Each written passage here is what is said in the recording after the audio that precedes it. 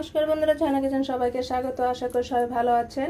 আজকে তৈরি করব লইট্টা মাছের ভর্তা বা মাখা।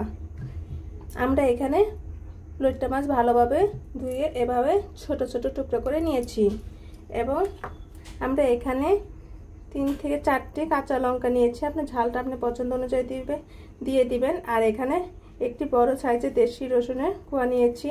আর এখানে আমরা একটি বড় সাইজের পেঁয়াজ কুচি করে নিয়েছি আর ধনেপাতা কুচি করে নিয়েছি। আর আমরা এখানে নিয়েছি ধনিয়ার গুঁড়ো, লঙ্কার গুঁড়ো এবং হলুদ গুঁড়ো। আমরা প্রথমে মাছগুলো হলুদ এবং লঙ্কার গুঁড়ো লবণ দিয়ে মাখিয়ে নিব।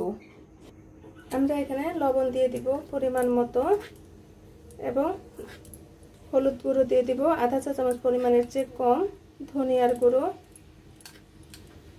1 চিমটে পরিমাণের মতো, আর আমরা এখানে 1 চা চামচ পরিমাণের মতো লঙ্কার গুঁড়ো দিয়ে দিব। এখন ভালোভাবে মাখিয়ে নিতে হবে। প্লিজ বন্ধুরা, এখনো যারা সাবস্ক্রাইব করেনি তারা একটি সাবস্ক্রাইব করে দিবেন এবং একটি লাইক করে দিবেন। আপনারা আমার পাশে থাকবেন। নতুন নতুন রেসিপি নিয়ে আপনাদের সামনে হাজির হব।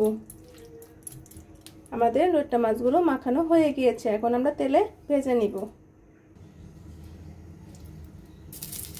আমাদের কড়াইটা গরম হয়ে গিয়েছে। আমরা 1.5 চা চামচ পরিমাণের মতো তেল দিয়ে দিয়েছি। এখন আমরা লইট্টা মাছগুলো এর মাঝে দিয়ে দিব।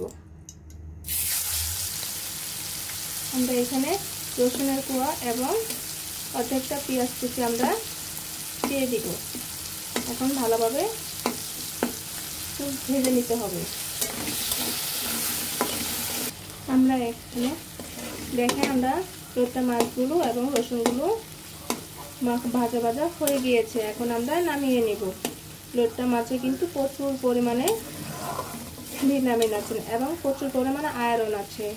আপনারা কাটা ছাড়া মাছ বাচ্চাদের অনায়াসেই দিতে পারেন ঝামেলা ছাড়াই। এবং এই মাছটা যদি একবার এভাবে ভর্তা তৈরি করে খান তাহলে আর অন্য কোনো কিছুই লাগবে না।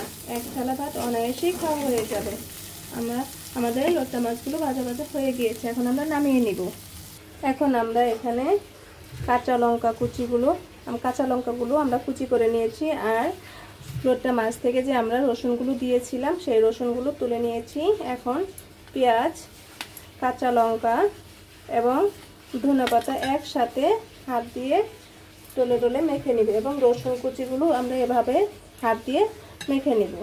এইভাবে একবার হলো বাসায় এভাবে তৈরি করে খাবেন। সব সময় মাছ মাংস খেতে ভালো লাগে না, যদি কোনো ভর্তা হয় তাহলে এত টেস্ট হয় যে মুখে বলার কোনো ভাষাই থাকে না।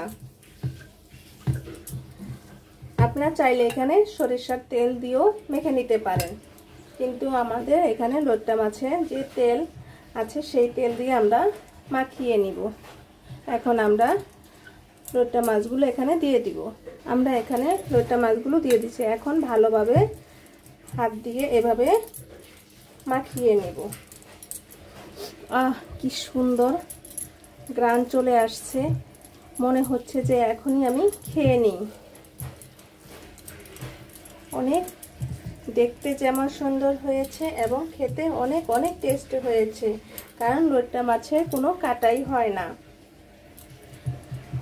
এখন আমাদের লইট্টা মাছের ভর্তা বা মাখা হয়ে গিয়েছে। দেখেন বন্ধুরা, আমাদের লইট্টা মাছের ভর্তা বা মাখা কত সুন্দর দেখাচ্ছে। আপনারা অবশ্যই কমেন্টে জানাবেন কেমন হলো। ভিডিওটি দেখার জন্য ধন্যবাদ। Thank you.